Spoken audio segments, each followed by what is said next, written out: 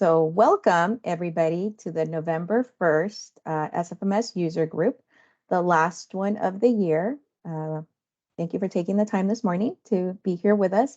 We have a lot of information to give to you. So,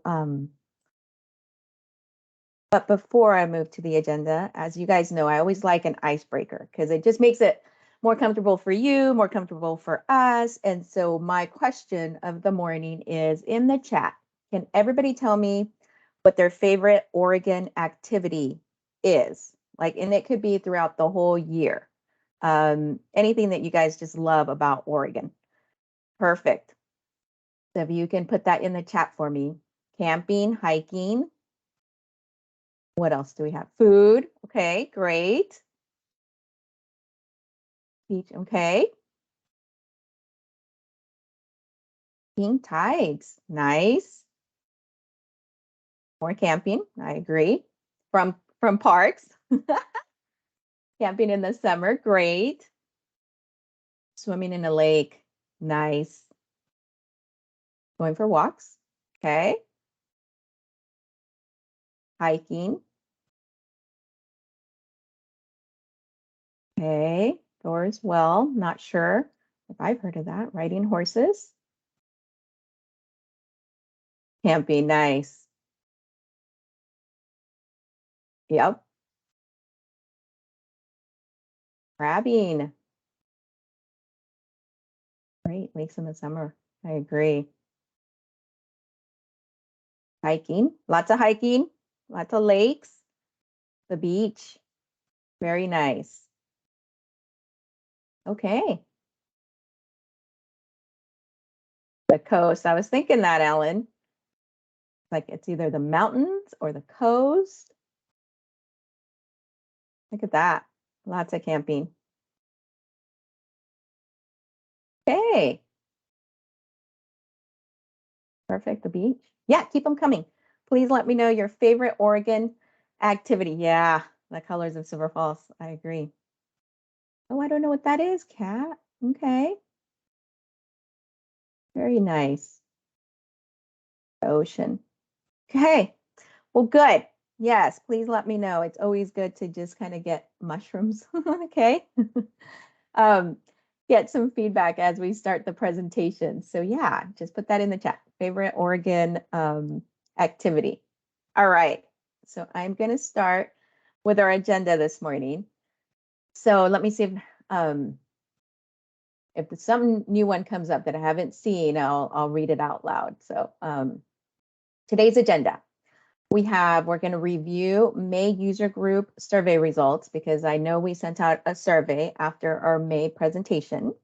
And I want to go over some of those results with you because we do look at them and we do take some information from them to make our presentations better, provide what you want to hear and learn about. So that's what we're here for.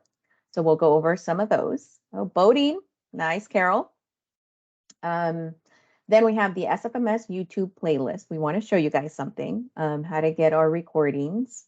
Then we have the 2023 SFMS calendar. I'm going to make that interactive and we're going to see how that works because when I show it to you, I'm going to ask if you guys can go look at it with me. I'm not going to move to the internet because we haven't quite figured that piece out yet, but maybe in our next user group we will. But I will have you guys go to the internet and look at the calendar. So we'll see how that plays out.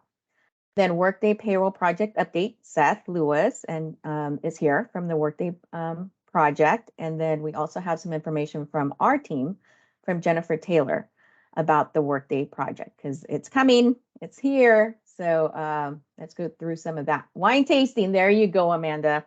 There you go. That's great. Cycling, okay. Training and system needs. So we want to walk through for new users how to get training in our system because we're doing it every month and it's a process, but once you go through it, then you should know exactly what you need to do to go through it. And I'm a big advocate that you should go through our training where when you're a new user to our system, you should go through all 12 chapters because it's going to make it so much easier for you to go into our system. and you're going to be less frustrated, and you're going to just be really quick at things because our system is pretty quick if you know what you're doing and you can read through it and um, just know what I call the code.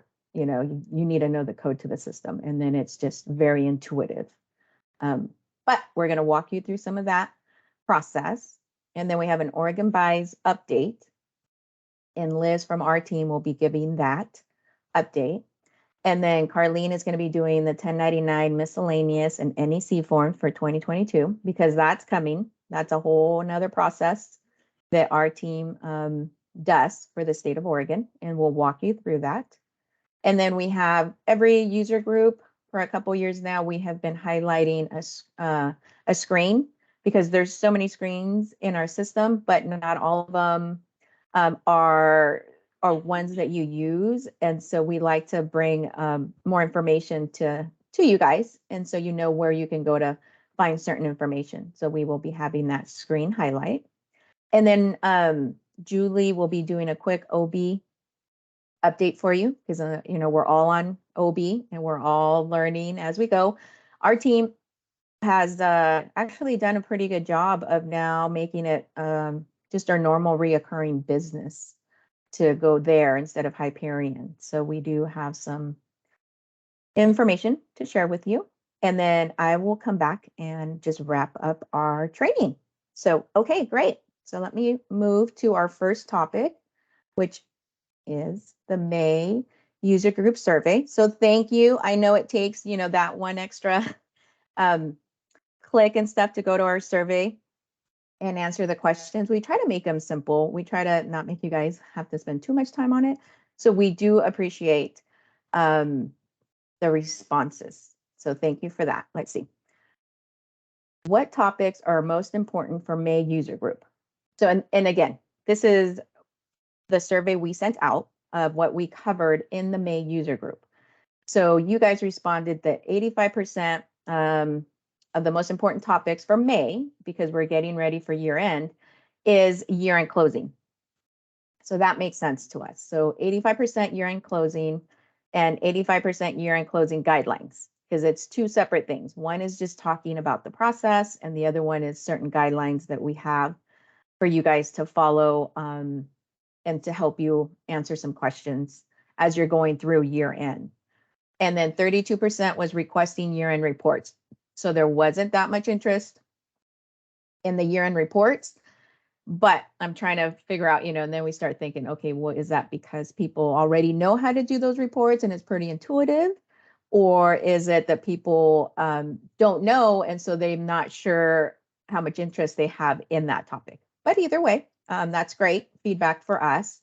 And then would you have liked more detail on a topic? And then 56% of you said that we cover the topic in sufficient detail. So that's great, right? That's 50% of you, because I really split you guys up into 3 categories based on your experience in R-stars. And so 56%, it was good. So I think that's pretty important from us. Oh, good. Julie, I'll let you take that at the end. 21% year-end closing guidelines. You wanted more detail, so we can come back around and maybe add more detail or spend a little more time on that section. And 18% year-end close, you would like more detail. So we can, again, in May, or in 2023 of May, we will take these and maybe add some more detail to some of our slides. Okay. Then suggestions for future user groups. This was another one that we had you guys write in. And so we have taken this information, and I will walk through some of these with you and tell you what we're kind of doing with them. So more OB1 training. So yes, Erin has some trainings already recorded, and I think they could be just opened for anybody. So I'm not sure if you guys all know that, but we can give you more information on that. Tips and refreshers on transaction entry.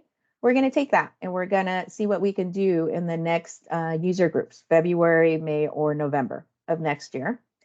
Statewide balancing reports. This is something that Rob Hamilton's group, SARS, has done in the past. So we have moved these topics to him, and see if he can give you guys some training on these, because these are not really part of our wheelhouse. I mean, we answer questions about them, but Rob's team's the one that's really probably driving the bus on this.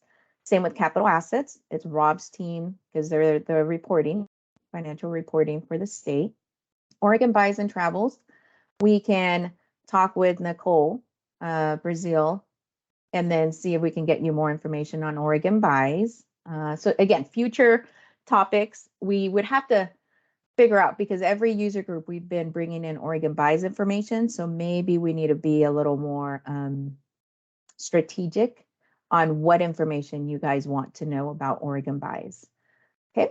And then garnishment procedures, we kind of talked about this one. This one started with Executive Order 1709, but it has now moved, that sunsetted, and it's now moved to an OAM. So we are planning to do co-training with STARS about this garnishment procedures. And then recording new GASB transactions, that's on Rob's group to give training on that. And then more time on a topic with examples. See, we can take that and just kind of get some more information for you in our next user group. So more to come. Stay tuned. We're hearing you, and we're here to answer questions and, you know, present and tell you what we know about the system. So thank you for taking the time to do that for us.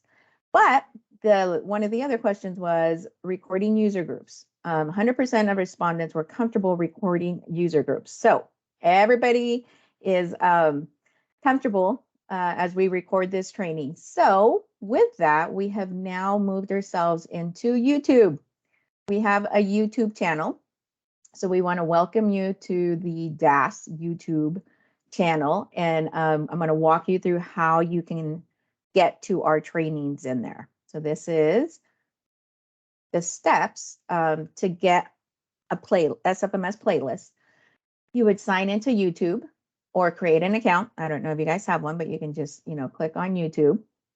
You search for State of Oregon, DAS, and then you scroll to find the DAS logo.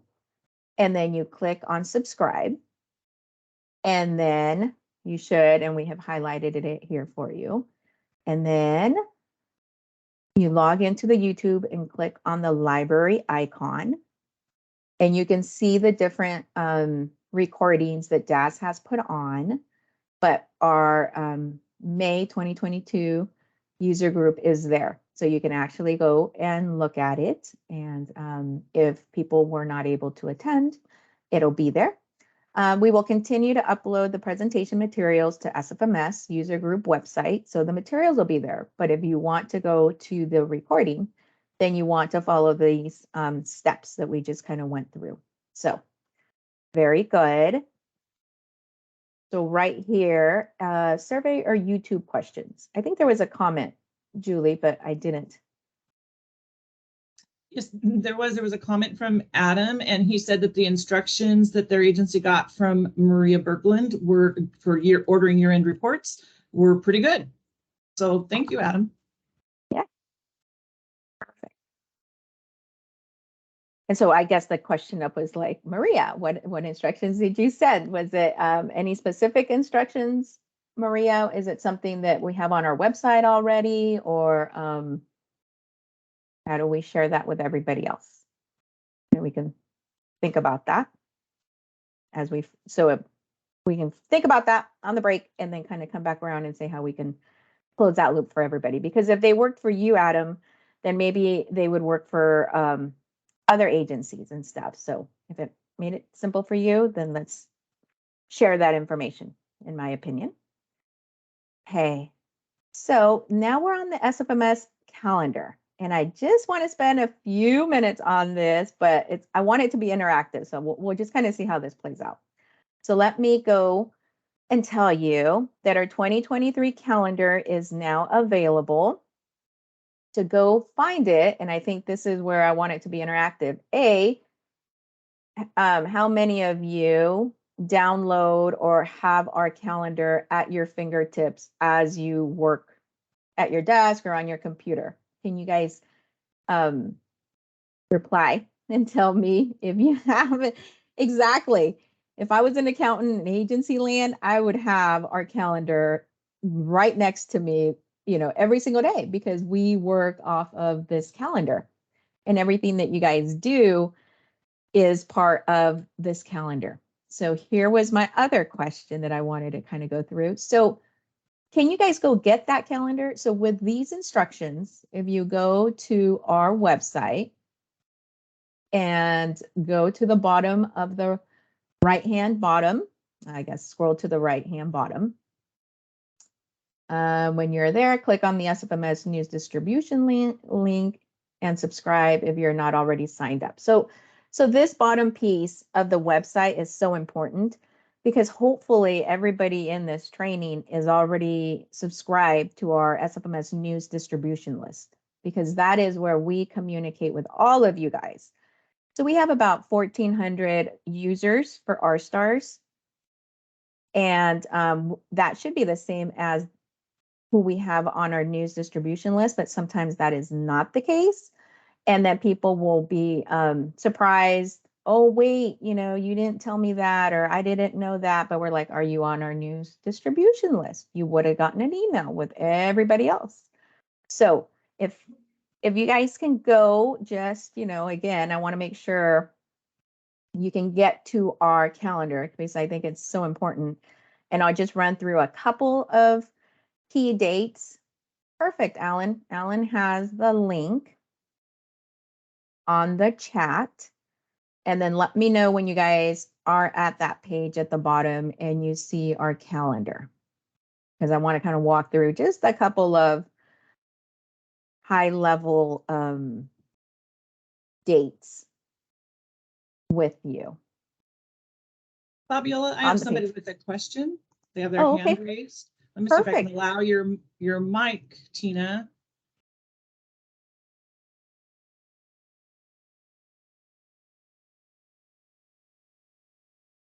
Just a moment. Sorry about that. Still, good question. Okay. We're going to Tina, is your mic on?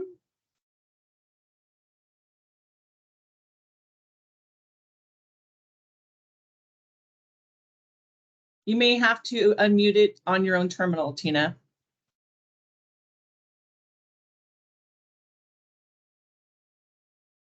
All right, well, I allowed mics, but for some reason, we're not getting Tina's audio. Tina, if you want to type it in the chat, then we can read it off for you.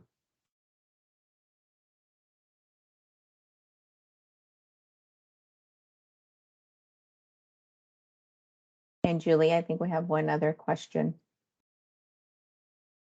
Yes, Jill asked if there would be a 2023 SFMA Outlook calendar. That's the one that they can download directly to their Outlook calendar, Fabiola? Yes, there will be, Jill. We are working on that. It's going to take us a little while, but I'm hoping I'm not going to promise anything, but by the end of December, we should have it there and we will let you know when we post it to the website. So you can go download. I love it. Like that's my favorite option because I look at my calendar all the time and it's just nice to see all of our events on there. So if you can, we do have an Outlook option where it loads to your Outlook and then you're tracking everything. But either one, just having that calendar next to you. Okay, so does it sound like most of you guys have the calendar in front of you? Or you can just kind of flip through it and stuff? Okay, I'm seeing yes. Okay. Oh, Elizabeth is only seeing the 2022. So can we help Elizabeth with that? Oh, you didn't realize your hand was up? Okay. So just a couple of highlights for the 2023 calendar. It's always important to know when the system is going to be down. And so one of them is our financial archive, and I don't have the calendar in front of me, but from gathering all the information, I believe it was going to be, when is our financial archive, Carlene? Is it March or April 9th? It's the last Friday in April, and we're closed on the 8th and potentially the 10th. Perfect. So those are the days that I want to just kind of highlight. So April 7th, thank you, Shasta. And then because we need to, when we say financial archive, we actually archive a whole year of data. And so we need to go in and test to make sure only what we wanted to archive, archived, and or the more complicated, let's see, the complicated process of the financial archive is that we need to separate out the capital construction because capital construction is 6 years. And so we can't archive everything. So we have to go through a very elaborate process to make sure the information that stayed is what needs to be here. So, okay, that was one time our system closes. The only other time our system closes is at the end of the year. So June 30th is when we close the system, and then we have to verify before the system can come up. So those are two dates that I just want you guys to be aware of. But I'm hoping everybody got the calendar, so that was good. And if you have any questions or anything, let us know or put it in the chat. So good. Bobby, I'm glad. Go ahead, Julie. One quick clarification for folks. The PDF version of the 2023 calendar is available online as the slide indicates, but the Outlook calendar for 2023 is not available to upload yet, but we're working on getting that available as soon as possible. That's exactly right. Thank you, Julie. Okay, perfect. So that was fun. So now I'm going to turn it over to Jennifer. Jennifer, you can take control, and we're going to go through the payroll replacement project update.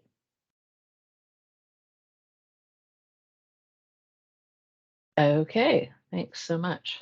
So yeah, as mentioned earlier, I'm going to talk about the payroll replacement project update, and then we'll have Seth Lewis joining us for more on the project as a whole versus my updates more SFMS specific.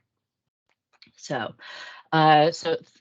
what's changing in terms of SFMS? The interface file. So the source is changing, the formats staying the same. We are changing some effective dates, specifically on T code 851, which is the receivable. We are changing that to what the payment date is. So it'll align better, the cash will align better with when things are actually happening. And you may see multiple T code 851s for each month. And that's because there may be multiple payment dates. So the other thing we're doing is we're changing the current document numbers, specifically the run identifier for all T codes. So, and we've got an even odd based on what year it is. So this year is an even year. And so for December transactions, you'll see an alpha character for the run number. So, it'd be PA, your agency number 12, A for run 1, 12B for run 2. And then next year in 2023, you'll see it switch back to an odd year, or sorry, a numeric character. Now, the reason we're doing this is several reasons. One, duplicate current document numbers in the same FY. And actually T code 851, because we're moving to the payment date versus the effective versus the pay period end date, there could be duplicate current document numbers in the same FY if we didn't do this. HEM has been an issue for it's every few years when we have a weekend fall at July 1st. And we've always had a problem with duplicate current document numbers in the same FY because the payment date is in June, and that's already been used for that FY. And then also at Go Live, we're going to have transactions coming through for December We'll have some transactions come over from OSPA for run 1 for people who have left state, who have retired or terminated.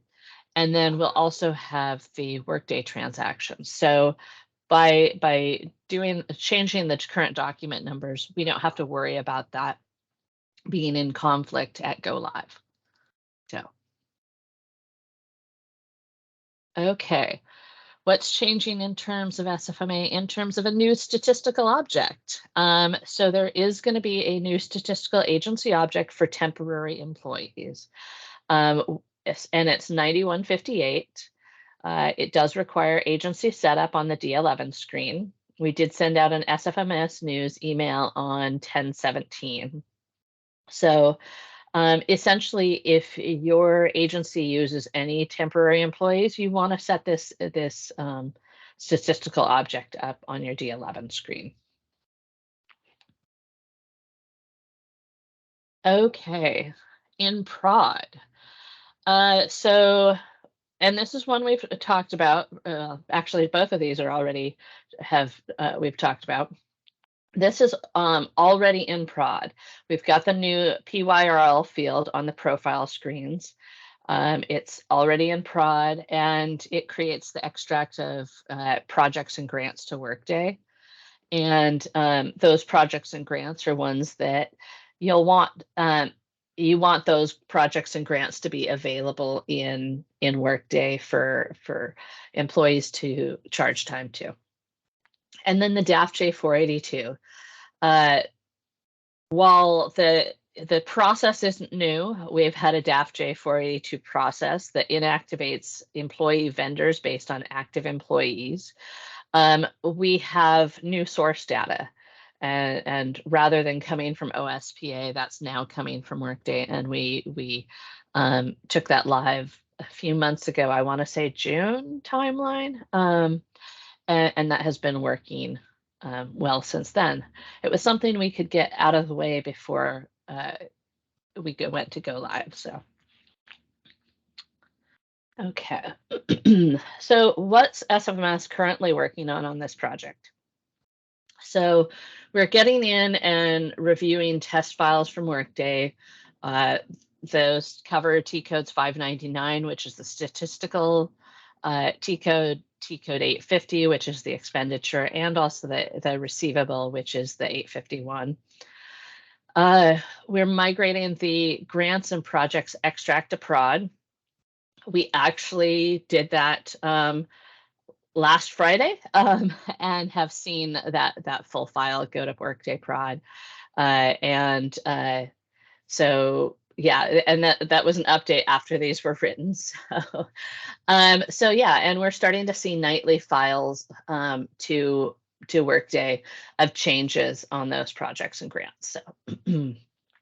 So and we're ensuring automation of those integrations are set up and working as expected. Both the incoming interfaces from Workday, we've been testing that more recently in an automated process, and then also the outgoing extract to Workday. The reports, we're in ongoing discussions with Workday about project team about those. And then also looking at the bank reconciliations and how they currently look versus what they're going to look like in the future. And that changing the effective date on the T code 851 to the payment date, that has an impact, a beneficial impact, it looks like, but yeah, that does impact. So, and then we're doing interface testing. We're looking at run 1 and run 2. We're getting 3 tests for each. Every single agency is being tested, and we're trying to test all object codes, or at least all pay codes, which should test all object codes being used. I know there was discussion at our last user group meeting about having agencies involved. We just got to too short of timeline, so we've been working with the OSPS team and the project team to work on those reconciliations. And we're doing validation of the interface transactions against Workday, a comparison of the T code or the T850, which is T code 850, to the T851, which come through as T code 851 for each agency. And then we're reviewing and prepping those for QA, and they're all going through QA. So. And then the grants and projects extract, we just wanted to talk about what's in there and how those will be used. So it's projects and grants, and in that file, it contains the agency, the project or grant, the phase, the agency code 2 if it's a project, or agency code 1 if it's a grant, the description and title, the effective start date, the status, the status, and the effective end date.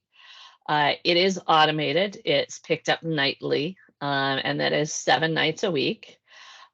Because we have it set to, if for some reason it's not picked up, the next day the file will append and have both the previous day's file on it and the current day's.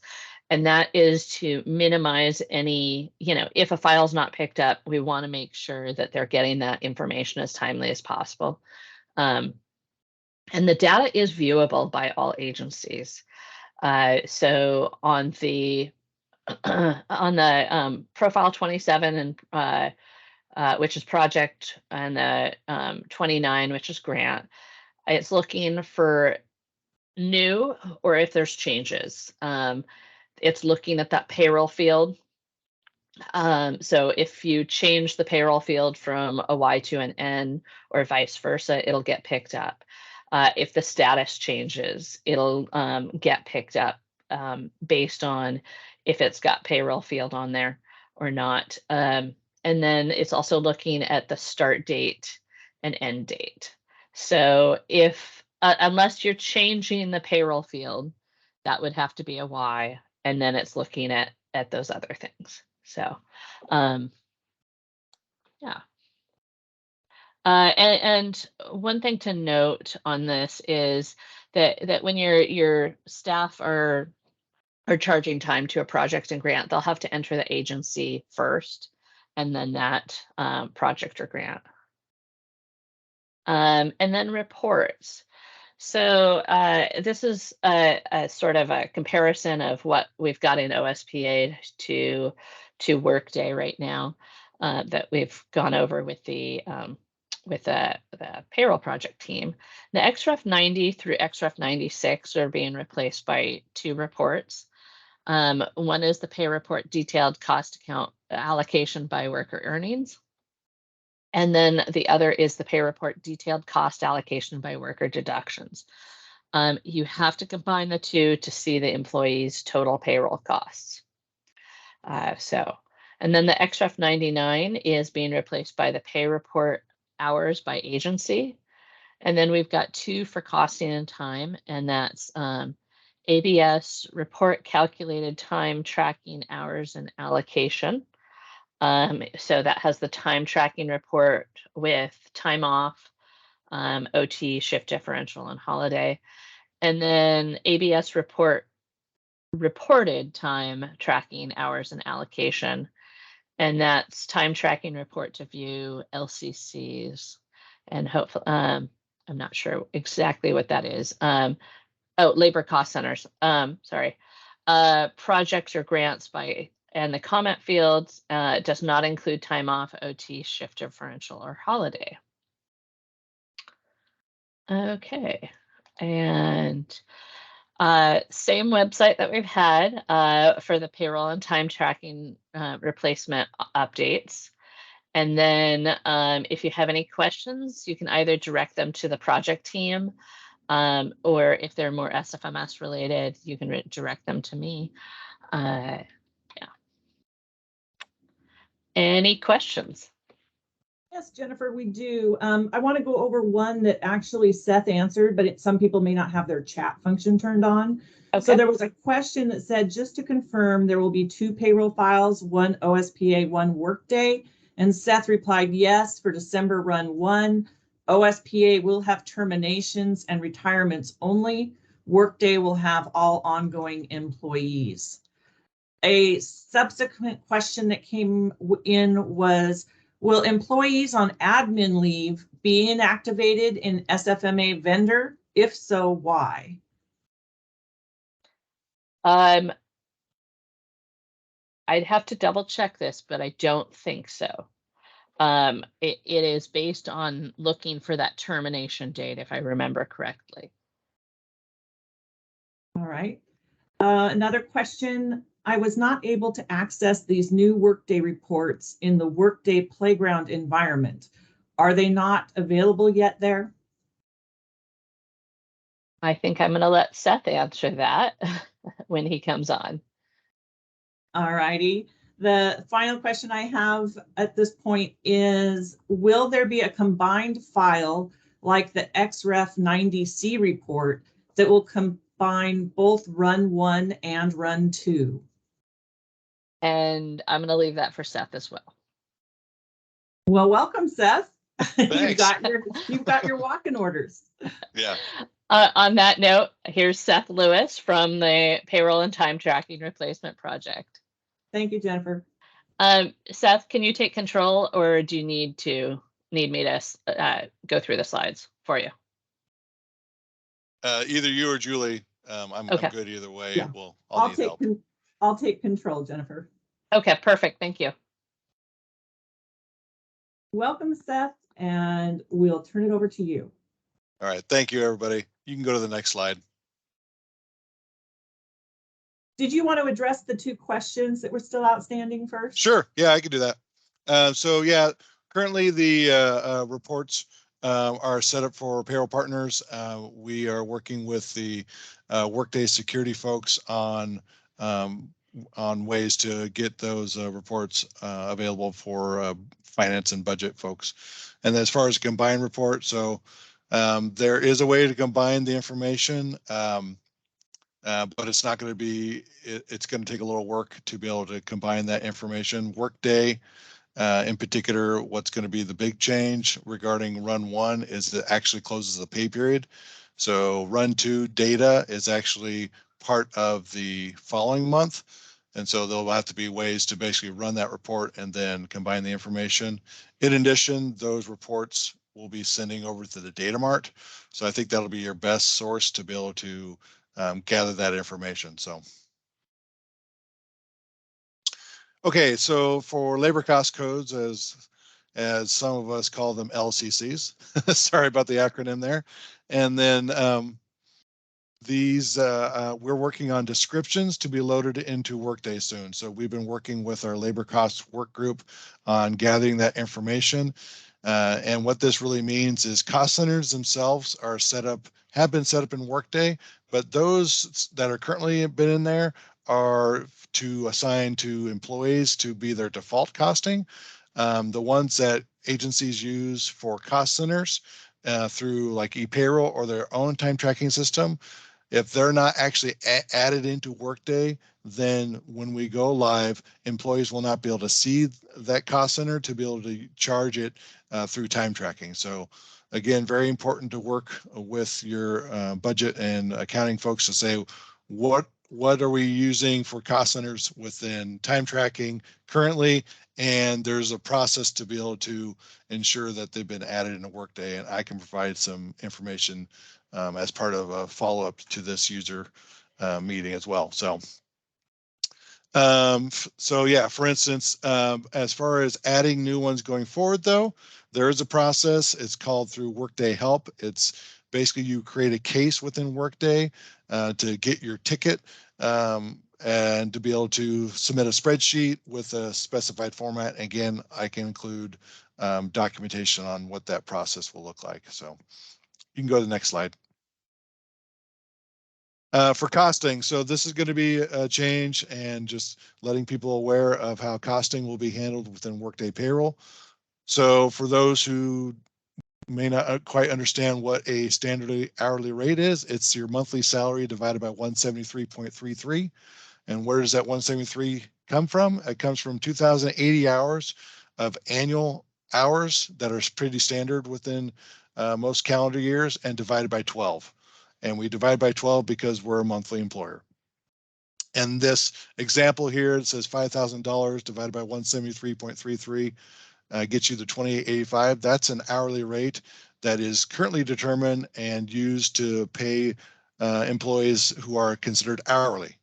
And just a reminder for this group in particular too, is that we pay roughly about 42,000 total employees average every month.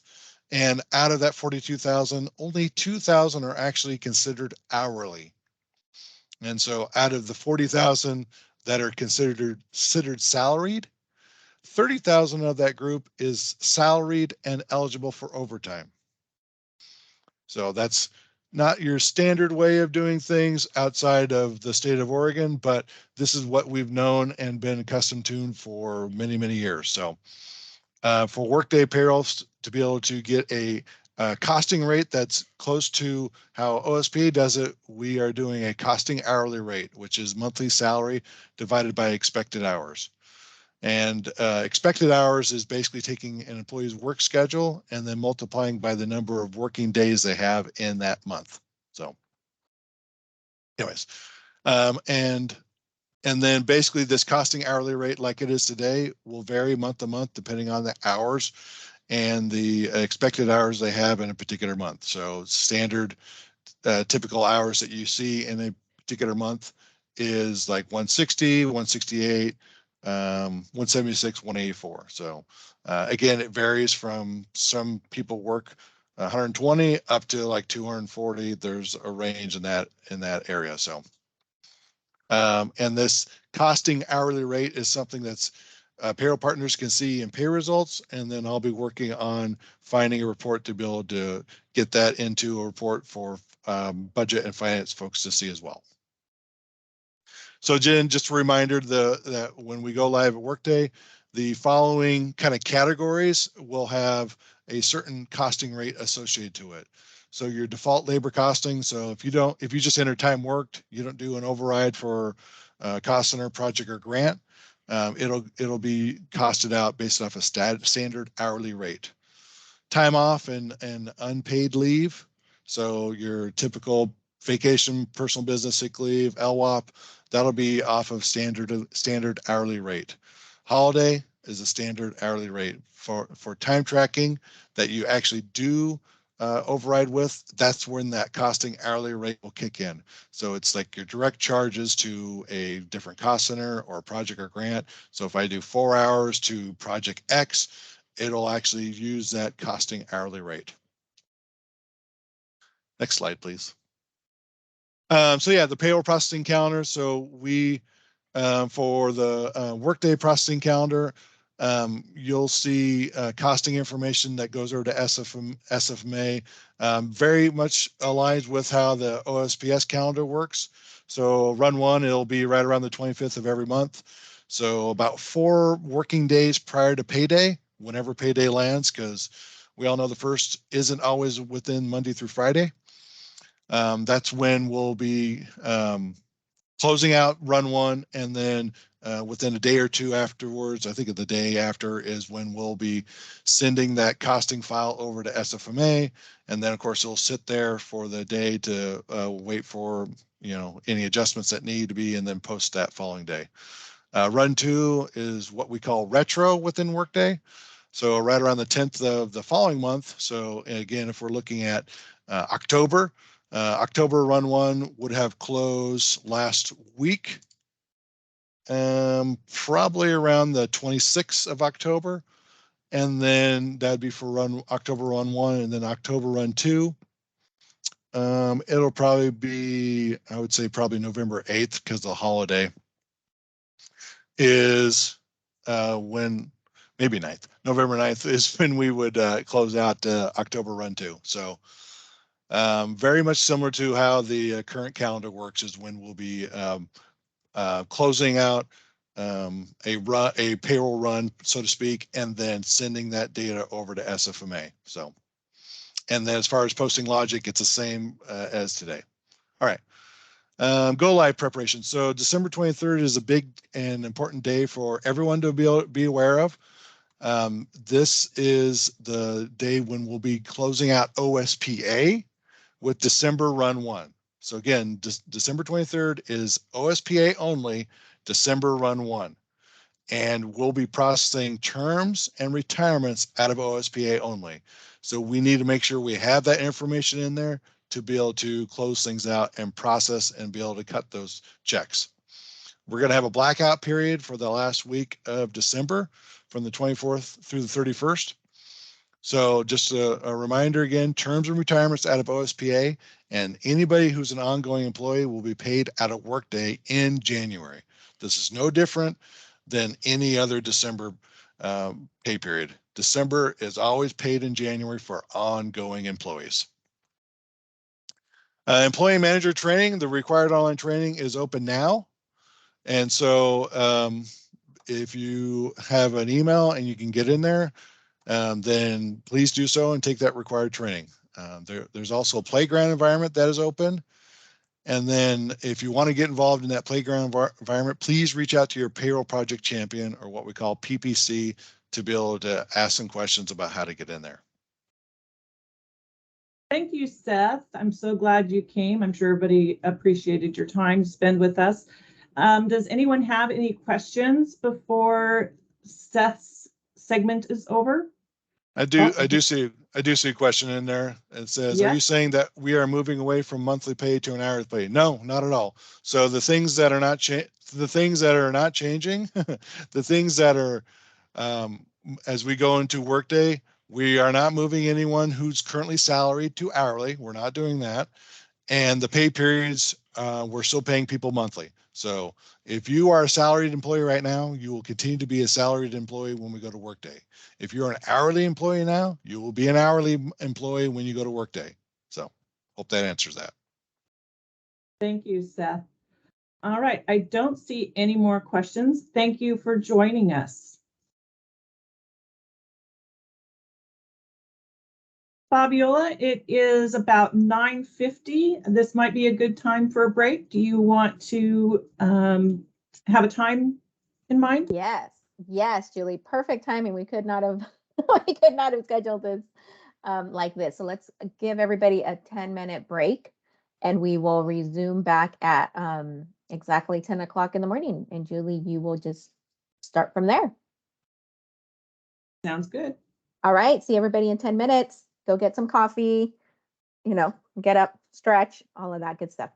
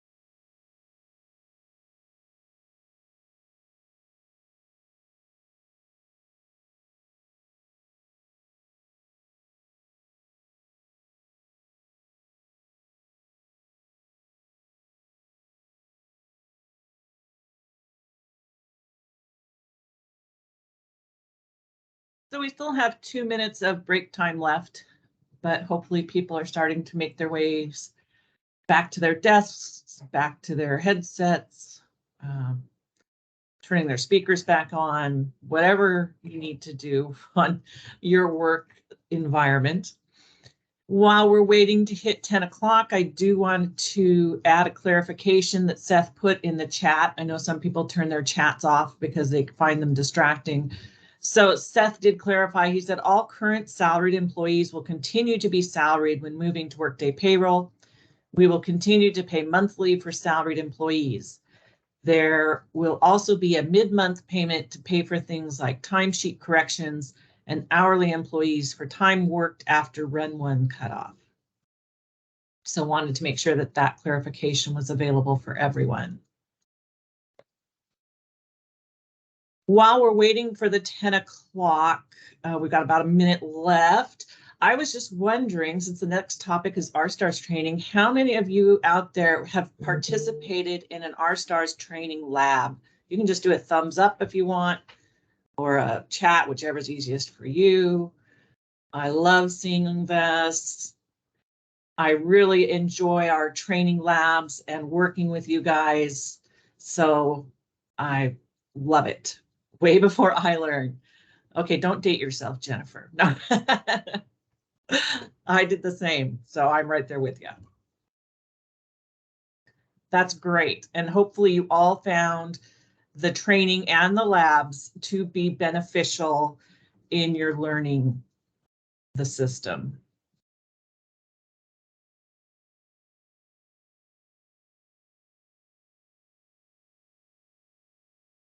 Just waiting to hit that 10 o'clock. Oh, there it is. Don't want to start, you know, and have somebody miss something. So we will go ahead and get started now. Welcome back from your break. I hope everybody's well rested. I'm also going to talk about a few system needs for new employees, especially since we've moved remote. There are more people with more needs system-wise. We're not all in the office together, and people are sometimes responsible for doing things for themselves. So I want to take this time. I presented training information a few user groups ago, but we did get feedback that people wanted to have, you know, additional information.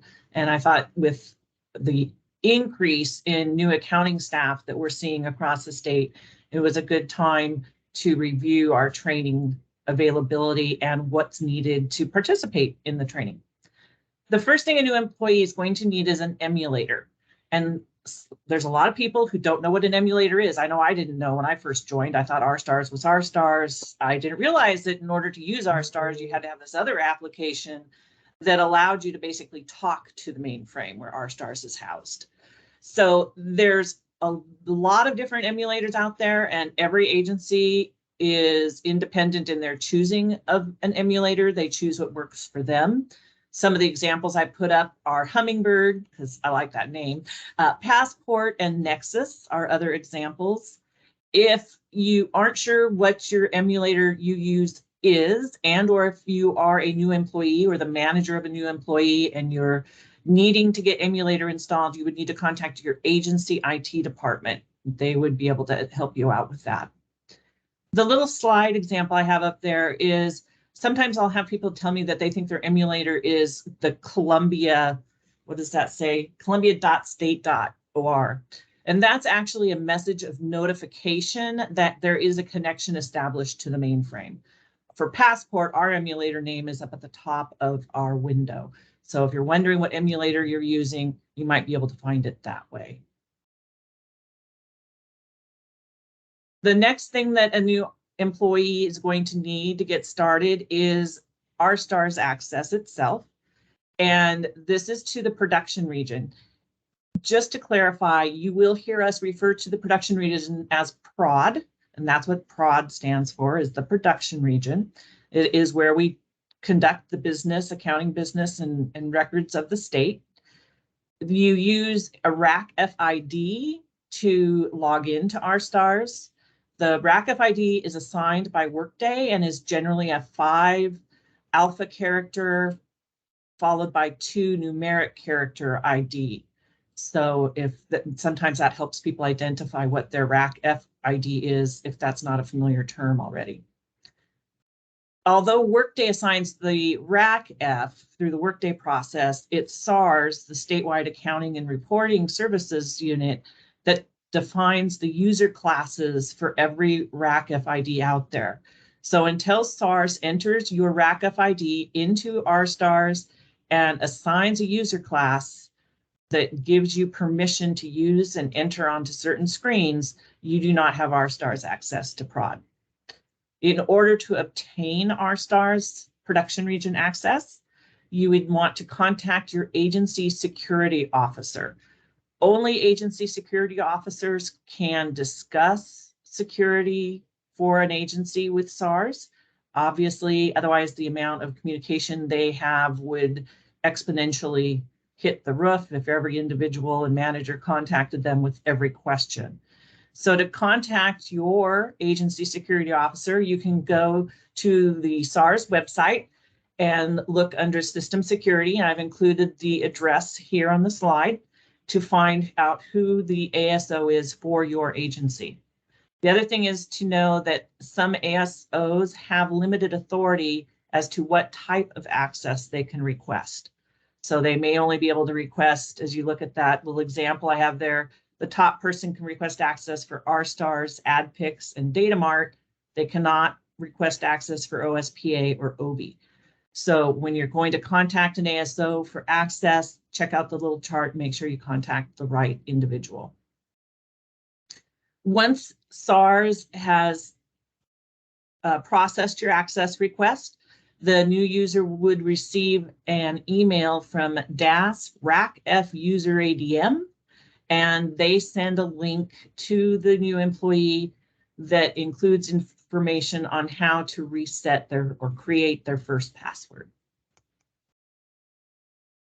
The system needs then for training itself, after you have production region access, that's kind of number one. And then training uses the same RAC-F ID and password as production region. That's not how that used to work. It is a change. And in fact, our training materials still say that there will be a unique ID and question, but indeed it's your standard everyday one. I see there's a question in there, and I'm going to hit that on a subsequent slide because, believe it or not, I get that question quite a bit. I don't blame you at all. RStars training region request access form is something that needs to be completed and sent to the SFMS trainer, aka me, and it is provided as item 1 in the RStars training program. But if you aren't sure where it is or how to get it, it can also be requested from me. Just send me an email and I'll get you one of those forms. Here you go, RStars terminology. Perfect timing there, Michelle. So RStars is the actual state accounting system or application. That's the application name. SFMS is Statewide Financial Management Services. That's me and all the people I work with. We are the SFMS group. We provide services for SFMA, which is the Statewide Financial Management Applications, because it includes RStars and AdPix. We're both systems that we supported. The AdPix support is kind of dying off, especially on the training end, as we are transitioning to Oregon buys. But until then, we cover both. But a lot of people will use SFMA, and I can certainly see this once we lose AdPix, to be RStars, one and the same. It's, just one is a more formal name and the other is the actual application name. RStars comes when you log in, you see the banner screen that says RStars made out of like asterisks or something. So that's where the RStars name is often seen. The second thing I have on here is the distinction between production region and training region. As I alluded before, the production region is where we conduct the work of the state and the accounting side. And the training region is the section of RStars that is just for training exercises. We can go in, complete exercises, practice, or play, whatever you want to do, we want to call it. But that way we keep the two activities separate and they do not meet one another. So what is the RStars training program?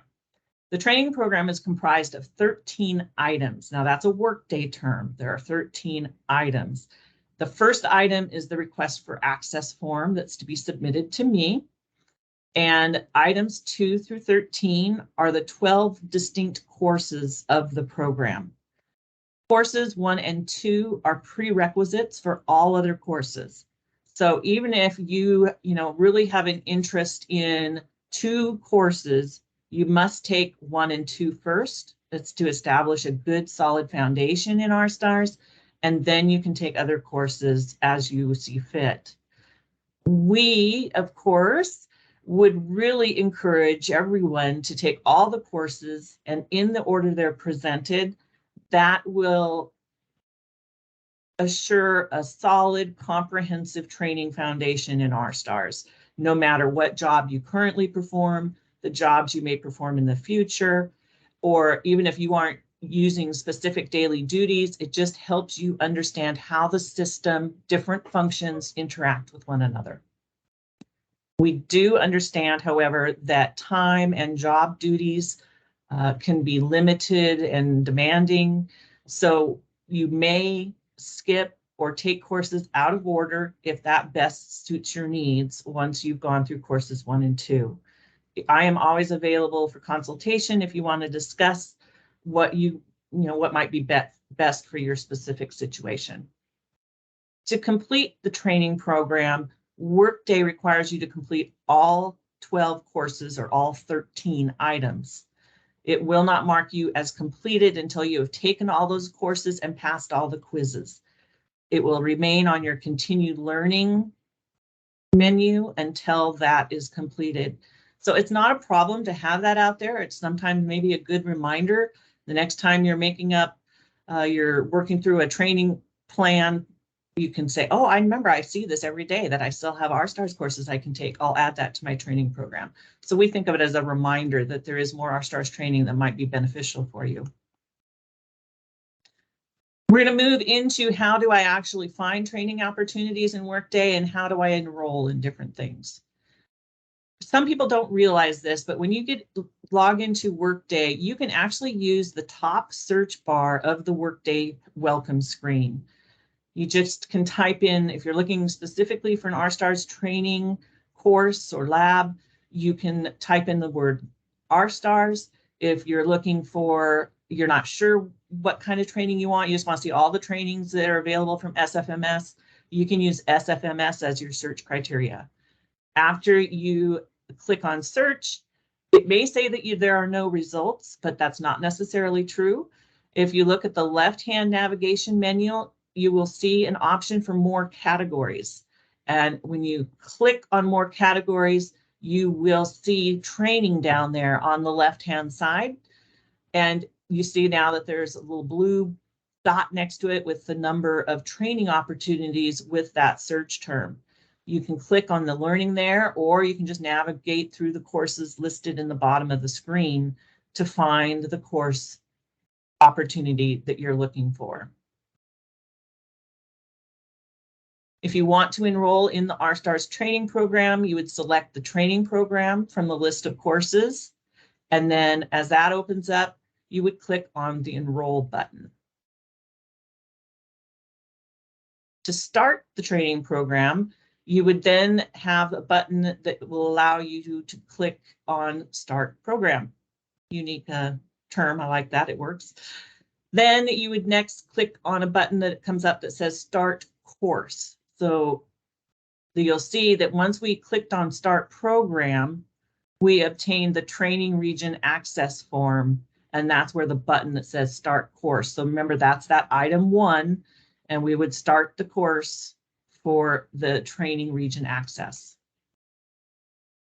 You'll then have to click on view external link for the training region access form, and that will bring up the form itself. You can complete the form there, but the thing to realize is Workday is not sophisticated enough to save, and it certainly does not forward the form to the trainer. So it provides you the form, you can fill it out right there, but then you need to save it and email it to me so that I can get the access actually set up in the training region.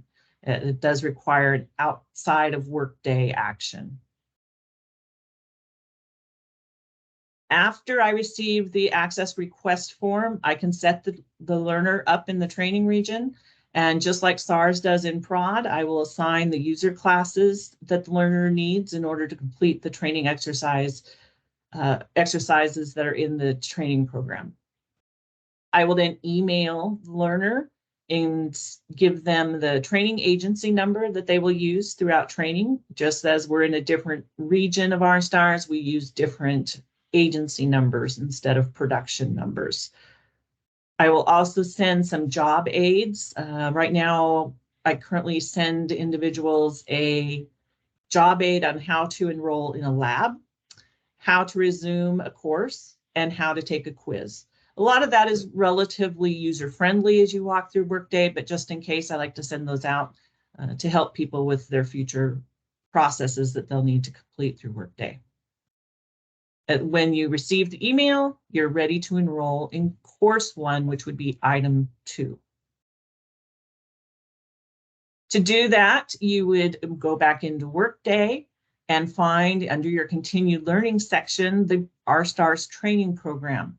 If you have a lot of courses open in your continued learning section, you may need to horizontally scroll to find the link for the training program. So just, utilize those little side buttons for with the arrows on them. You then will receive a resume program. My eyesight's not always so good. Resume program button so that you can get back into the program. And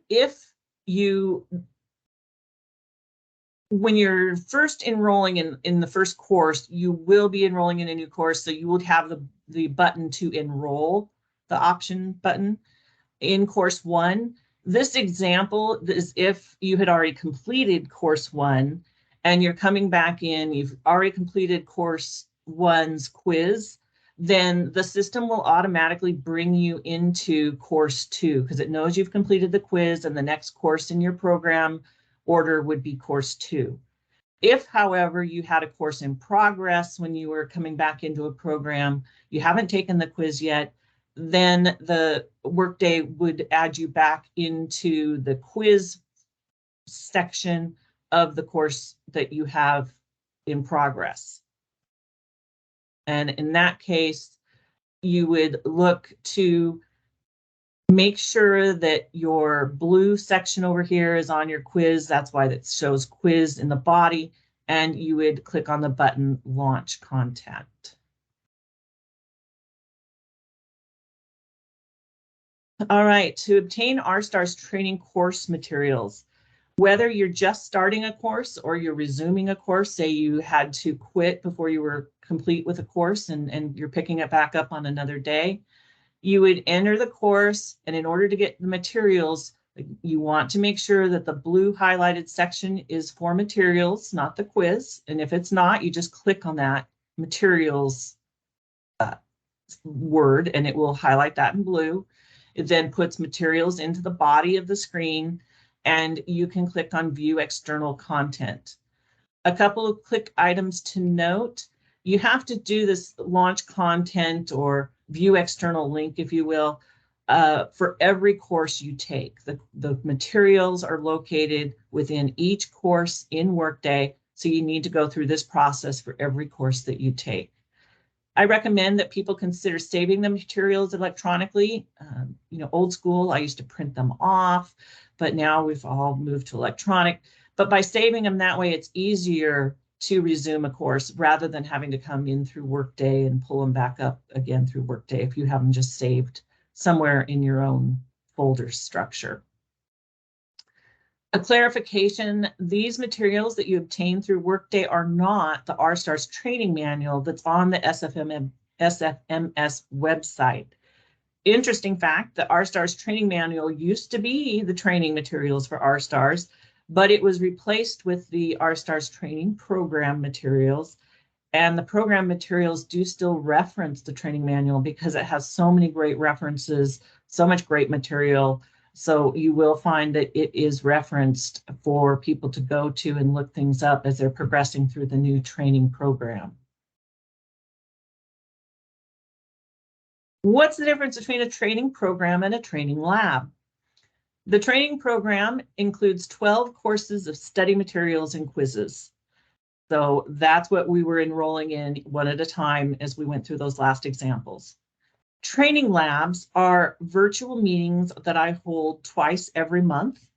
They are self-paced and independent study time. So we hold them in a Teams meeting environment. And you may think, well, if nobody's lecturing or giving me information, why do I want to attend a training lab? Two of the best things I think of as far as benefits of attending a training lab. Number one, it helps learners schedule dedicated time to work on their training. So often we will say to ourselves, well, I'll train when I have time. And guess what? That time never comes up. We have a lot on our plates, a lot of priorities, and training just falls by the wayside. So by enrolling in a training lab, it gives that structure that some people really need and some dedicated time. The second benefit is there's some immediate assistance with any questions or difficulties with the exercises as you work through the course materials. I have my speakers on all day long in that Teams meeting. And as a participant, you just have to say, hey, Julie, I have a question. And we can discuss it. I can answer the question. If you're working on a transaction and there's an error message, you don't know why or what it's for or how to get rid of it, you can share your screen. We can look at the exact same information at the same time and find the resolution to the situation. To find an R-STARS training lab, you can do a search on just the term R-STARS. And it will bring up either one or two self-study labs. There's a first self-study lab of the month and a second self-study lab of the month. We had to create the two different titles so that individuals could enroll in both labs at the same time. And the reason sometimes you will only see the second lab of the month is if we are past the date of the first lab. Workday is intelligent enough to know it's not going to offer you a course that is already over and no longer available. So again, you'll get two different labs in the first part of the month, only one lab offering if it's past the first lab of the month. These labs are announced through SFMS news. So I really encourage you to subscribe to that SFMS news distribution list. If you have any questions on how to do that, there is a link on the homepage of the SFMS website, and where you can contact your analyst, agency support analyst, and we can help you make sure you get that done. It is a great communication tool, obviously not just to announce training dates, but things about jobs that we're going to be running on the system, reminders, lots of information that's pertinent to all the agencies across the state.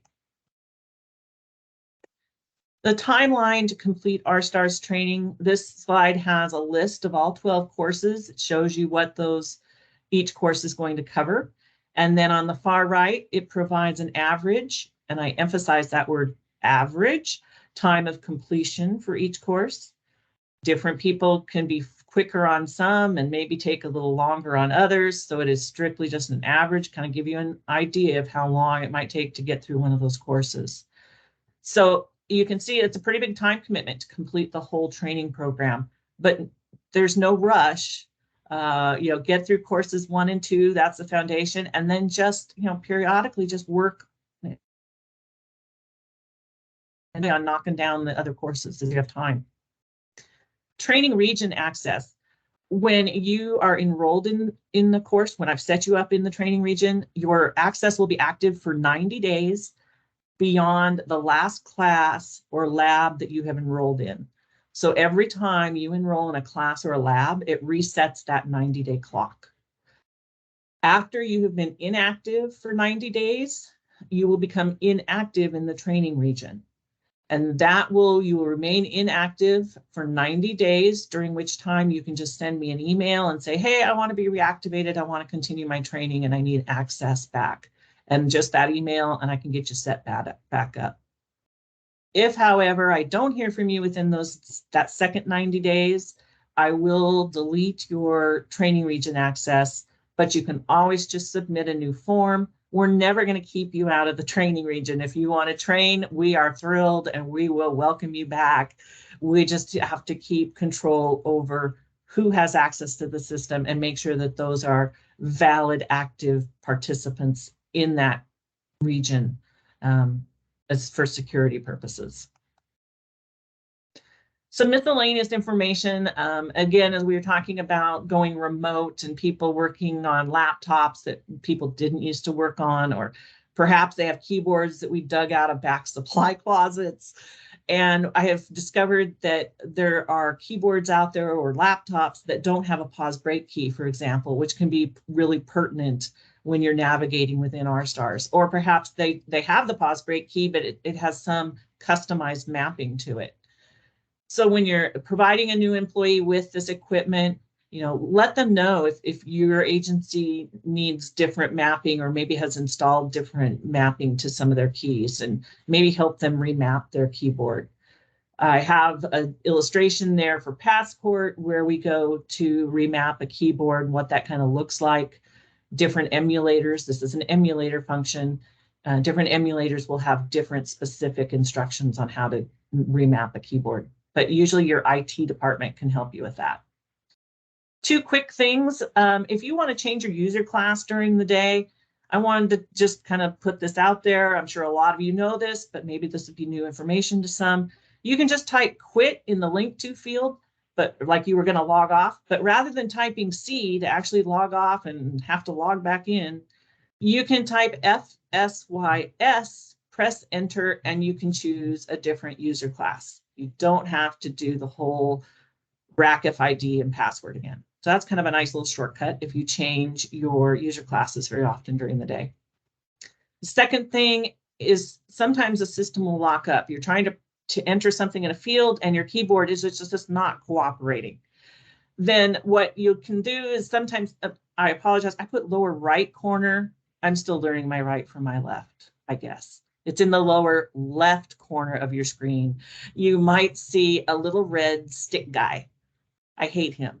What that means is that you tried to press a key, but your cursor was not in a field that accepts data entry. And so the keyboard or the system goes, you can't do this. I'm not going to let you do this. Try pressing on Control or perhaps Control plus an R. And that should make that little red guy go away. And as soon as he's gone, you can then put your cursor into a field that allows data entry and move on with your day. I talked to some people, they're like, oh my gosh, I always logged all the way out and like hard escaped out of RStars and had to log back in. So hopefully if this saves anybody some time, it was worth a minute of the user group. I also have an odd way of abbreviating control, I realize. Okay, we've pretty much covered training, but I added this slide in because there's been a lot of issues throughout the state, I think, as people moved to Microsoft 365 with macros. We've lost some of our ability to run macros in different agencies. And we wanted to let you know that we at DAS using Passport, it was actually Maria Berglund, one of our agency support analysts. Thank you, Maria. This is awesome. She contacted a Passport and there was a 64-bit application version out there that didn't have connectivity issues with Excel. So we were able to update our Passport and we can run macros again through the Passport emulator. Love that. So if you're having macro issues still and you really want to be able to run your macros again, contact your financial accounting management and or maybe your IT department to discuss your agency options. So I do have some comments that have come in. Someone said, I just hit escape and he goes away, referring to that lovely little stick guy. So that's an option, try escape. David said, I use Hummingbird whenever I press Control, it disconnects me and closes the application. Does anyone else have that issue or know how to fix it? I have a custom keyboard, so that might be part of it for me. You know, that is probably something that I would investigate, David. It might be one of those mapping issues. And someone else said, I don't have a pause break key on one of my keyboards. I use the keypad, which is listed right under the keyboard, and I pinned it. I'm not sure where I use the keypad, which is listed right under the keyboard. I'm not sure where it is listed, but as you can see, there are different options to your pause break key and perhaps your keyboard, your control key, I'm sorry, based on the mapping of your keyboard and the emulator you're using. So check it out, talk to the people you work with. Maybe they've already figured it out. Are there any other questions on R-Stars training? I want to see everybody in training, especially new employees, but even if you've been around a while, you want a refresher, or you have new job duties and you used to focus on accounts payable, now you're doing accounts receivable, there's a course for that. So I would love to see everybody be involved in the training program. See, Shasta said, if you have a function key, you can also press function plus B to pause break. That's an awesome recommendation, Shasta. I'm going to add that to my, I have little slides I show during training labs listing some of these different options. I'm going to add that to my slide. Thank you. All right, well, I think that brings us to an end then for our training portion of the agenda. And Liz Schultz is here with us, and she is going to give us an Oregon Buys update. Yes, thank you, Julie. Good morning, everyone. My name is Liz Schultz. I'm SFMS Senior Operations Analyst. And today I'm going to provide an update on the Oregon Buys project team. So I know in past user groups, if you've attended our user groups in the past, we've had Nicole Brazil present. So I'm going to be presenting on her behalf today. If you have questions, feel free to put them in the chat as we go along. This is going to be just a kind of quick update on the current status of the project. Right, so we actually had Wave 1 go live on August 1st, 2022. So the current part of the project that we are working on is Phase 2, which is the procure to pay functionality. Previously, Oregon Buys, all agencies should have gone through Phase 1. That's the ORPN replacement to replace the procurement system. Phase 2 is the procure to pay functionality. So it will allow an interface of financial information into the financial systems. So Wave 1 went live on August 1st, and right now Wave 1 reporting efforts are underway. Agencies do have access to a number of canned system reports in Oregon Buys. However, some agencies may have reporting needs aside from these offerings. So the Oregon Buys team has kicked off a collaborative report review effort to identify and develop new reports, and they're meeting with Wave 1 agency subject matter experts to collect requirements. And this is happening with Wave 1, but similar efforts are also going to occur after Wave 2 and Wave 3 to make sure all agencies have a chance to weigh in if they want to on their reporting needs from Oregon Buys. So currently participating agencies from Wave 1 include DCBS, DHS OHA, ODOT, and the Department of Energy. So for Wave 2, the schedule is now final. The kickoff meeting with agencies was held on October 12th, and data collection efforts are underway. So there's been several meetings that have been held throughout the month of October, and there's going to continue to be meetings and process design workshops. So those have started. If you're in Wave 2, you're going to be involved in some of this process design work, or the core team for the agency is going to be working with you to make sure that when you go live with Oregon Buys Phase 2, you have all the information that you need. So which agencies are included in Wave 2? We have a slide here showing all of the Wave 2 agencies. The Oregon Buys project team is going to be meeting with the large agencies individually. So those are listed at the top of the slide. And then all other agencies in Wave 2 will be organized into groups. So we have 3 different groups here. After the process design workshops are complete, which is expected in mid-December, the Oregon Buys team will meet with agency core teams on a bi-weekly basis. So during this, it'll be evaluating what your current business practices are and how to fit that into Oregon Buys and set up your configurations, your workflows, your approvals. So all of that work will be occurring over the next couple months with an expected end date of mid-December for Wave 2 agencies.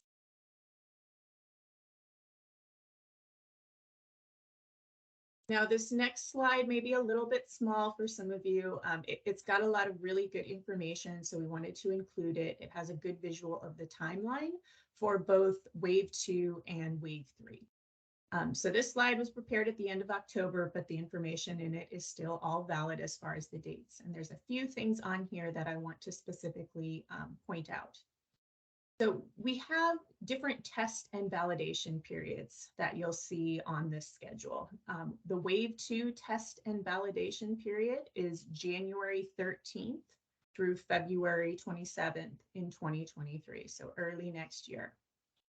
For Wave 3, that test and validation period is going to be July 14th through August 17th, 2023. So there's some overlap there with fiscal year end to be aware of if you're an agency in Wave 3. Make sure you're aware of that and plan accordingly.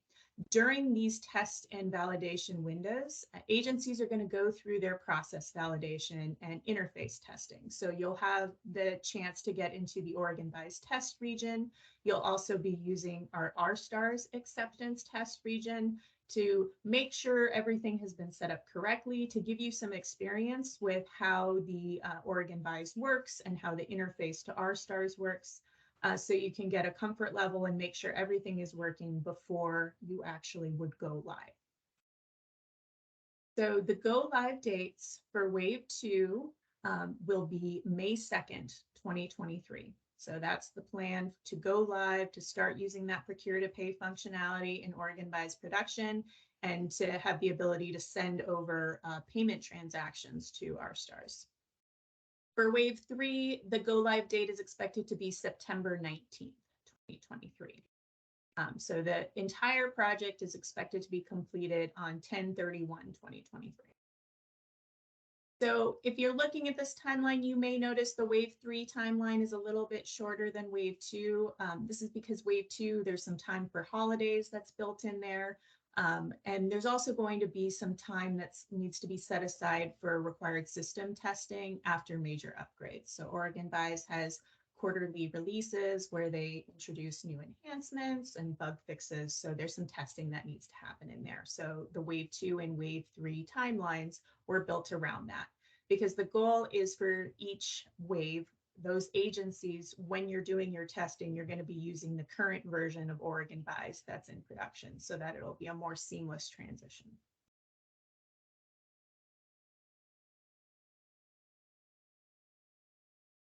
So I've talked a little bit about phase 2. I've mentioned procure to pay.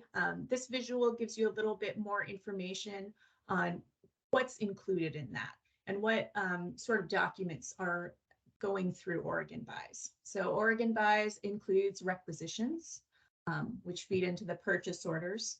There's also receiving in Oregon Buys, and then invoices, vendor invoices.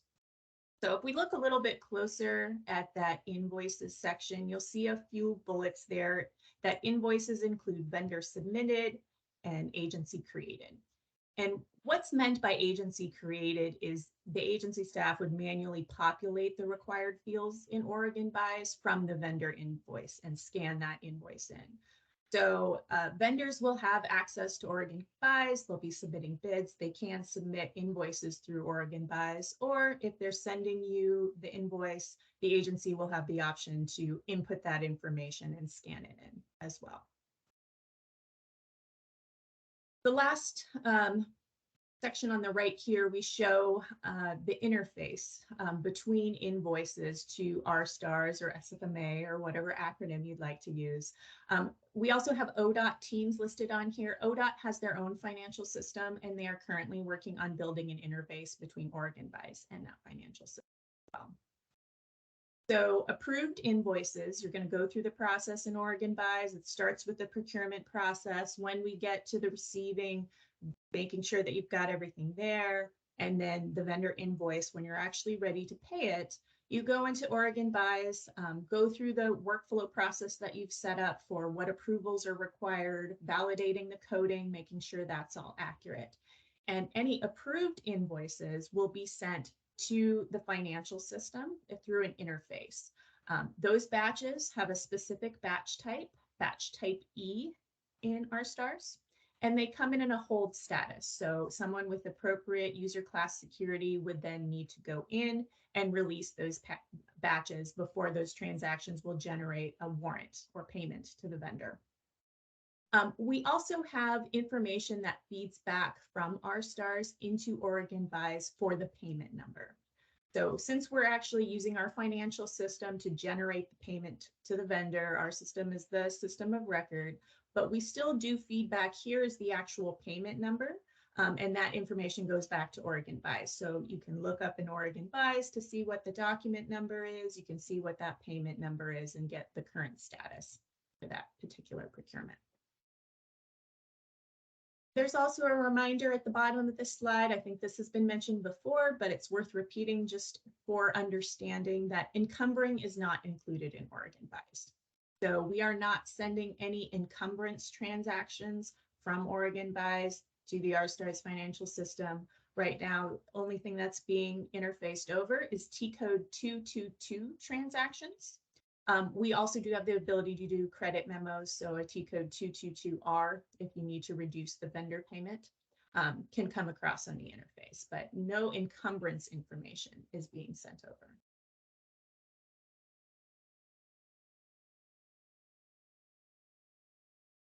So here we have some statistics for Wave 1 agencies from Wave 1 Go Live to date. And I want to note this information was pulled directly from Oregon Buys. It does include items that are in progress. So we've got 817 requisitions from 9 agencies, 700 purchase orders from 10 agencies, and we have 370 invoices from 7 agencies totaling 4.9 million. Some of those invoices are in progress. It doesn't represent what's actually interfaced over to our stars. So just want to kind of make that clear, but this is the activity we've seen to date for those Wave 1 agencies that went live on August 1st. So this was a brief overview. We do have the links to the Oregon Buys website here. You can always contact the Oregon Buys team. We've got the email there for oregonbuys.info@das.oregon.gov. If you have questions related to Oregon Buys, please email them to that address. If you have questions more specific to the RStars interface, you can also copy myself on those emails and I can help answer specific questions on how the interface functions or how information comes over. I'm happy to do that. I do also, I haven't seen any questions in the chat. If you have questions, feel free to put them in there. We can go through them. I'd also like to see, I know in our user group survey, we had some requests for Oregon Buys trainings. If you have specific topics you'd like us to see us go over in future SFMS user groups, please feel free to enter that in the chat. One question that did come up, how can we tell which transactions in our stars have related info in Oregon Buys? So all our stars batches that come from Oregon Buys are going to use a specific batch type. So they will be batch type E. So, payroll usually has batch type 8 or batch type 9. All Oregon Buys interface transactions will have a batch type E. We also have a unique document prefix that's used for Oregon Buys transactions. It is the letter V followed by the letter U. I'll put that in the chat just so to make sure that you have that. So there's a couple of indicators you can tell if you're looking on the 530 screen and you search for batch type E's, you can filter on those and see these are all transactions that came over from Oregon Buys. You can also query in OBI to look for batch type E or to look for documents that begin with VU.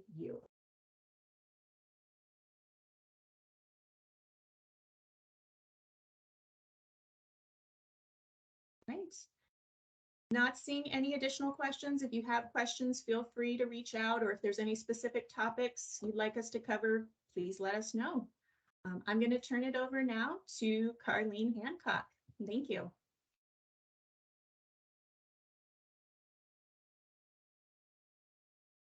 Hi, everyone. I know this is early. It seems early to some people, but 1099s are on my mind, and the tax man cometh.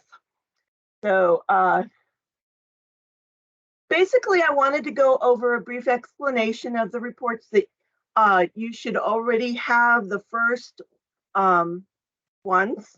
So looking at them, you're going to look for two reports that are going to allow you to review any transactions for vendors that have been identified as 1099 eligible on the 52 screen with a 1099 indicator of Y. These are the DAFR 7940, which will ultimately, this information will ultimately populate the 1099 miscellaneous. And the DAFR NE40 will populate the 1099 NEC forms. These reports are pretty, they can be kind of intimidating, but they give great information. I did take a snippet of an agency's report. It gives you the vendor information, vendor number. It gives you your comp object and agency objects, and this is for both reports. They were fashioned after one another. It gives the amount of the payments per payment doc, as well as what the original doc was, VP, VI, VX, your invoice essentially. It will give you a total of what is expected and what box is not being reported. If it's an N, it's not reportable income per your comp object. In this brief snippet, this is payments for the Association of Engineering Employees of Oregon. This was the DAFR 7940 that I took it off of. It is being reported to box 10, which happens to be gross income for attorneys. So if I were using my spidey senses, I would be looking into it. This is the kind of information we're asking you to look for with with these reports that are coming down the pike, or pipe, I should say, not pike. And these are all the payments just paid for tax year 2022, which is a calendar year. Okay, the next thing we are asking you to do is the agency's responsibilities. Reports are being are provided to you electronically and have been for the last 2 years now, I believe. We want you to review the information, kind of like I just gave you in the brief. Just use your accounting spidey senses, and if it looks good to you, move on. If it doesn't, then you have the documentation at your fingertips, hopefully, that you can review it and look at it and say, yeah, we did put it in the right place, or no, we didn't. If the determination is made that it's not correct, and you didn't use the correct comp object, it's not too late to fix it. Just use a TC 415 416 BT transaction.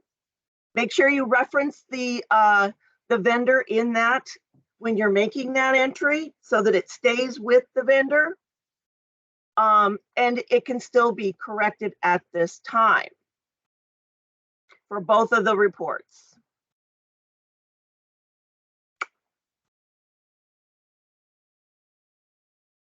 Sorry.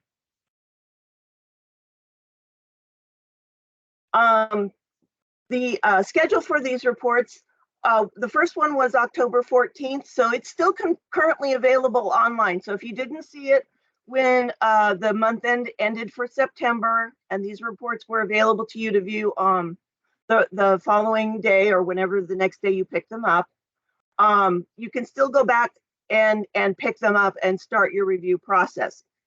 The next set will be done on November 18th with the close of October. Then we do the last day of December. And then January 13th is the final printing of these reports. The reports are printed. We then populate the 43N and the 43M. And that's the last time that these reports will be available. So you can't go back and print them. SFMS requests that the agency save these, because whenever you're making any changes, these are the reports that you're going to use to submit changes to me. The EE09 report is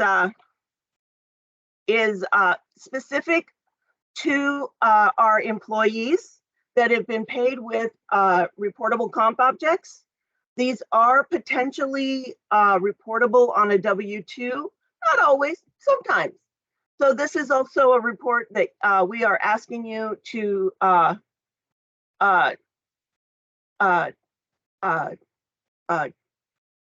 review, sorry. And this will be done on the first business day after December month-end close, which is a Tuesday. We are also asking you to do a timely review of this, especially considering OSPS or OSPA is going away and Workday is coming on board. So the faster they can get notification of corrections, the better. So what your responsibility again is here is you're going to pick it up. It's provided electronically. It'll be available on, it produces Tuesday night batch cycle, so it'll be available Wednesday morning.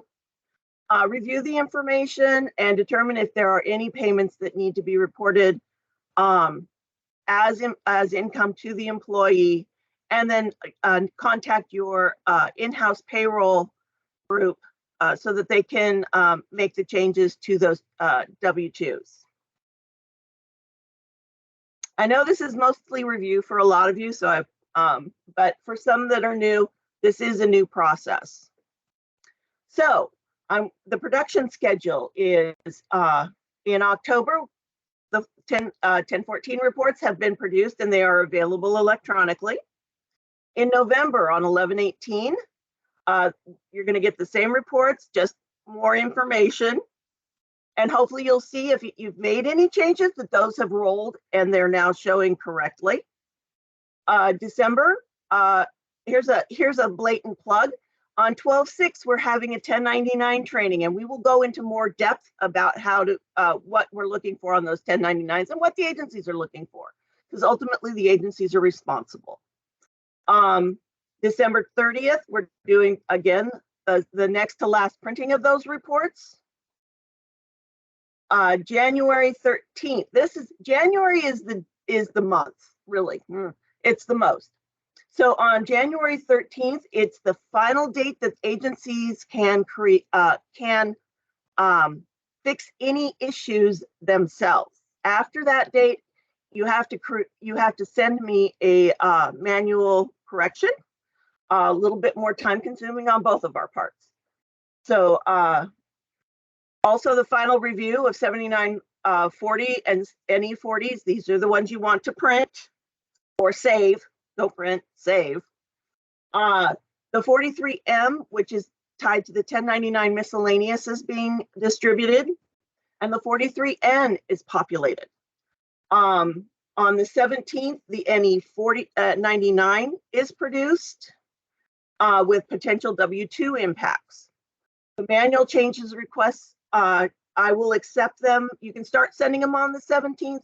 I will accept them up until the evening, 5 o'clock on the 18th. After that, please hold them for the next set. I'm sorry, it can be too late unless it's a last minute emergency. And then go ahead and call me and I can be flexible. Sorry, Fabiola. Anyway, final days for manual changes are before the first real big printing of the 1099 miscellaneous and the 1099 NECs that will be going out. The NECs need to be reported and will be reported by the 30th of January to the IRS. February, we do two corrective and revised for the miscellaneous because we haven't reported them to the IRS yet. On the 9th and the 23rd, those will be any changes between sorry, I'm going to go back one. Between the 20th and the 9th, any corrections that need to come through that have been noticed after those dates, we can then do corrections and revise 1099s. We have 2 sets of printings on the 9th and the 23rd with a subsequent reporting of NEC corrections to the IRS. The 9th and the 23rd for March.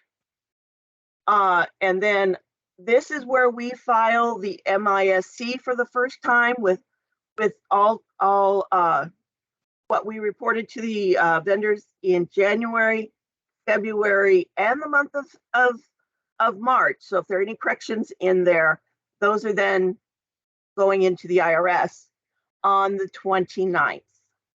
And we're also submitting an NEC corrected file at that time. April, hopefully this is the last of it. Normally I eke about 1 or 2 corrections in April, and those will be done on the 6th and the 20th, with those files being submitted to the IRS on the 27th. Any questions? Hopefully everything was pretty clear and pretty easy. These dates are on the calendar to go back into Fabiola's earlier presentation. Thank you, Carlene. We are going to go ahead and move into the next topic on our agenda. It is our, oh no, we've lost the presentation.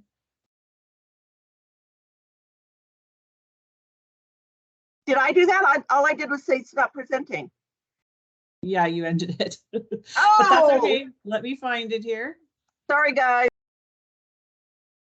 So we have a 3 for today on the screen highlight. We're going to look at the 56 screen, the 105 screen, and the 106 screen. All 3 of these screens give you information. They're inquiry screens for projects that the agency has set up. So they also will read from both the active accounting event table and the inactive accounting event table, which is a benefit. And here we go. The 56 screen provides transactions for a project and a balance type combination. So you enter the project, a balance type, and then you get results for that combination. The 105 screen provides transactions sorted first by project number and then by agency object, where the 106 screen gives you the same information, but it sorts first by agency object and then for project by project number. So if you're interested primarily in a project, you would use the 105, where if you're primarily interested in the use of an agency object across projects, you would use the 106. Here is an example of the 56 screen. If you're wondering what a balance type is, they are listed on the DO5 if you use the table ID PJ for project. And then you can use F5 next to just click through all the different balance types on that table. Or because I love you all so much, you can use this list of the balance types on the project table. Then we have further filter results available. This is an example of the 105 screen. And you can filter further by those different fields that are listed. The transactions will be listed as when in the results, the transactions are listed in descending order by date. And if you do not enter an effective date range, it will default to life of the project to date. The 105 screen, here's an example. It tells you the minimum inquiry criteria, further results, further filters that you can use to narrow in on what you're looking for. And notice the breaks here. They're all for the same project number, but it breaks at each agency object code. In contrast, the 106 will break by project number, phase number. So there's a break for each of those. Are there any questions on these three screens? I hope you'll try them out, take a look. Maybe they'll provide you some information you need on projects. I do see Jackie's question in the chat. Did I miss the conversation perhaps regarding travel Oregon buys? I don't know, Jackie, that was on our agenda today, but I'm sure that Liz will make note of that for a future Oregon buys conversation. Yeah, just a follow-up question, Jackie, is we didn't cover travel in the presentation, but is there a specific question you have about travel? Typically, we're only sending procurement-related activity through Oregon buys. And feel free to follow up with me after this training and we can get more information for you on your question. Thank you, Liz. All right, so these are a few things that what's his name? Aaron Wallace asked that we briefly cover with you. Remember, there are 3 different workday trainings available for OB. And also remember to send any questions or issues you have to datamart.support@das.oregon.gov. We do let Aaron out of the office once in a while. So by sending and using this email address, you don't have to wait until he gets back. Someone else will be monitoring that email. If you're having troubles logging in or you just can't get into the OB production environment, we've repeated the address there for OB. And a good piece of information I did not realize is that you can access previous files. OB files are backed up every night and retained for a month. So if you have been revising a file and you wish you could go back to the beginning, email DataMart support with the file you're looking for and the date that you want to recover, and they can help you out. Oops. Also, remember that there is formula help available on the DataMart homepage. You can just scroll down to the formula creation section and obtain that PDF with some formula recommendations and help. Reminder, do not combine subject areas. Even though OB will make it look like you can, you shouldn't. So make sure you are limiting yourself to one subject area. If you think there's a field that should be included and isn't, you can email DataMart support and see if they can add it in.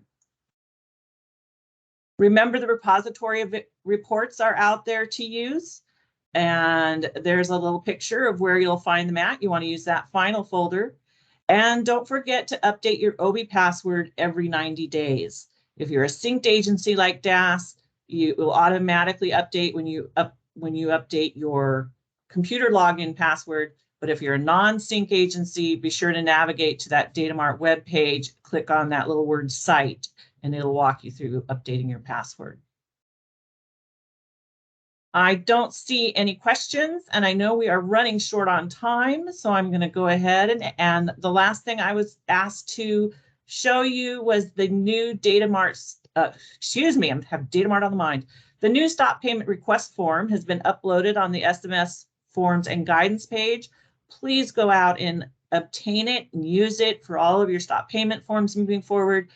It'll be the best change you've ever seen in your life. You don't have to have an authorized agency signature and date anymore. We've replaced that with strictly a preparer's name and your phone number. So please get out and utilize that for us. And Fabiola, that brings it to you to wrap it up. Yes. So I just wanted to make sure to tell everybody, thank you for joining us this morning. Wishing all of you and your families a happy holidays. We will see you again in February, but we do have a couple of trainings before then. So we have the 1099 training, like Carlene said, December 6th. And then we will have a report training on January 17th, a vendor training on January 24th, and then we're back with you guys on February 7th for our next user group. So thank you again. Julie, you can stop recording and have a great day. We will see you guys next